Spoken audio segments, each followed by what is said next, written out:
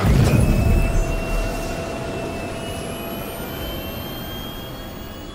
systems online.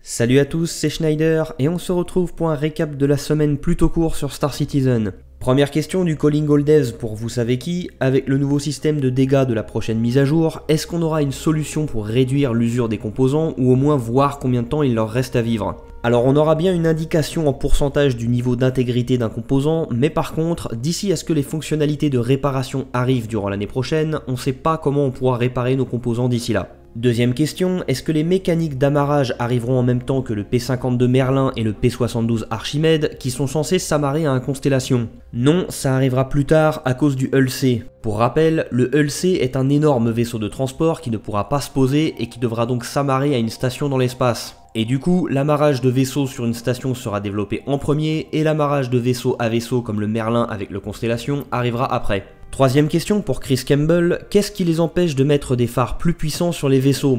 Déjà d'un point de vue technique, rendre un faisceau lumineux de plusieurs kilomètres et les ombres qui vont avec, c'est très gourmand en performance. Et des phares avec une portée pareille, ça serait utile vu la vitesse à laquelle on circule dans l'espace, mais est-ce que certains joueurs ne s'en serviraient pas pour gêner d'autres joueurs? Donc d'ici la 3.3.5, ils vont améliorer les phares existants, mais une solution complète prendra beaucoup plus de temps. Quatrième question pour Dan Truffin, est-ce qu'on pourra effectuer des voyages interstellaires en étant hors ligne? Par exemple, on va dans un spatioport le matin avant de partir bosser, on monte dans un vaisseau de transport, on se déconnecte et le soir en rentrant, on est arrivé à destination. C'est pas vraiment prévu, ou du moins pas avant longtemps. Ils sont pas emballés à l'idée qu'on puisse aller d'un point à un autre de l'univers sans courir le risque de perdre son vaisseau et sans pouvoir croiser les éventuelles opportunités en chemin. Aussi, si des joueurs devaient se charger de votre transport, ils pourraient essayer de vous tuer à votre insu pour vous nuire.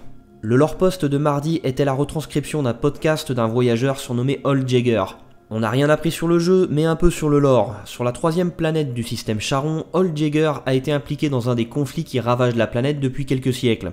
Durant l'ère Messer, Charon 3 était utilisé comme site pour une prison fédérale qui servait à faire disparaître des opposants au régime et tous ceux qui enquêtaient sur la dite prison. Et à la chute des Messer en 2792, les citoyens de la planète ont décidé de quitter l'UE malgré le nouveau régime en place. Sans le soutien de l'UE, la région de Delin sur Charon 3 a petit à petit sombré dans la famine, déclenchant une crise migratoire vers Acheron, une autre région de Charon 3, ce qui a déclenché une guerre civile en 2813. Une armistice a été signée 6 ans plus tard, mais le conflit est reparti en 2934 quand la région d'Acheron a été frappée d'un séisme, que le gouvernement de Delin a proposé son aide et que le gouvernement d'Acheron a accepté prétextant qu'ils en avaient besoin alors qu'ils étaient suffisamment à l'aise financièrement pour se lancer dans de gros projets de construction. Le conflit continue aujourd'hui et la déclaration de guerre de l'UE contre les Vandouls diminue encore plus la quantité de vaisseaux que l'armée envoie sur Charon 3 pour maintenir la paix. L'émission Around the Verse de jeudi a présenté une seule chose sur le développement du jeu, leur outil de création de nuages volumétriques. Ils ont montré très brièvement comment, à partir de simples tiges ou de volumes aux formes assez hasardeuses, ils définissent les valeurs de plusieurs paramètres dans leur outil pour que celui-ci génère un nuage en un clin d'œil. Ça permet évidemment de créer des modèles de base de nuages à l'appel, ce qui fait passer leur temps de création de quelques mois à quelques jours. Pour les artistes chargés des environnements, ça leur permet de rajouter une touche d'identité autour de certaines zones. Même avec un nuage très peu dense et une couleur à peine perceptible, une zone de l'espace pourtant vide peut commencer à susciter un intérêt chez le joueur qui passait par là. Et avec des nuages beaucoup plus grands, denses et colorés, ils parviennent à créer des environnements gigantesques et particulièrement oppressants.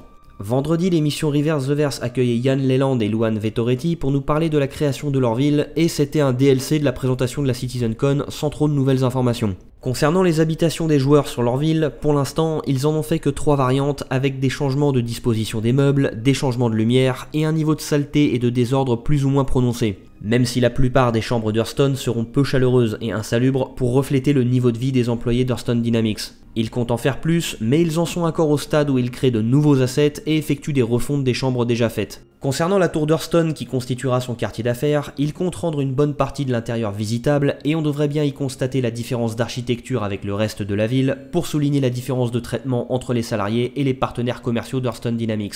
Enfin, durant la création de la ville, ils ont constamment vérifié son rendu à différentes heures de la journée et ils ont hâte que les effets météo arrivent sur leur ville, surtout la pluie. La fin de semaine a apporté son lot de bonnes et de mauvaises nouvelles. Au niveau des bonnes nouvelles, la 3.3 est enfin disponible sur le serveur live en même temps que le système de télémétrie permettant de comparer les performances de Star Citizen sur nos machines. On constate pour l'instant que sur cette 3.3, seuls 14% des joueurs parviennent à profiter des 60 FPS, avec des machines équipées en général d'une carte graphique Nvidia GTX 1080 Ti ou supérieure, rarement de 1080 tout court, et de processeurs majoritairement de marque Intel avec minimum 4 cœurs, mais en général plutôt 6 ou 8, cadencés en moyenne à 3,5 GHz. Pour les 50 FPS, c'est 47% des joueurs qui parviennent à en profiter avec des processeurs à peu près similaires, mais avec des cartes graphiques comme les 1070 ou 1080 de Nvidia. Enfin, pour tout ce qui est GTX 1060 ou inférieur, le jeu tourne toujours en dessous des 50 FPS, quel que soit le processeur utilisé.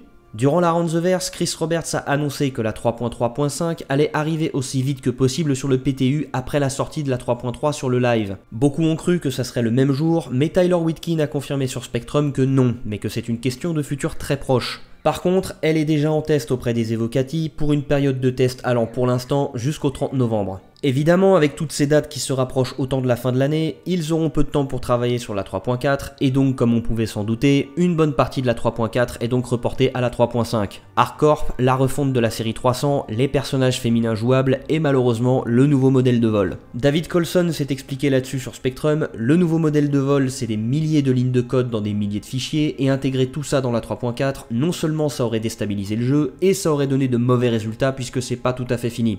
La bonne nouvelle, c'est qu'il est déjà à 80% de progression, donc un report vers la 3.6 paraît peu probable. La 3.4 paraîtra d'autant plus maigre que pratiquement tout le développement autour du gameplay porte sur des améliorations de choses déjà existantes. Donc les seules vraies grosses nouveautés de cette mise à jour seront le quartier d'affaires de Lorville, les variantes du Freelancer et le Anvil Hawk. Donc oui, c'est dommage, mais mieux vaut avoir une portion de contenu repoussée d'un trimestre que toute une mise à jour repoussée indéfiniment comme la 3.0 durant l'année 2017.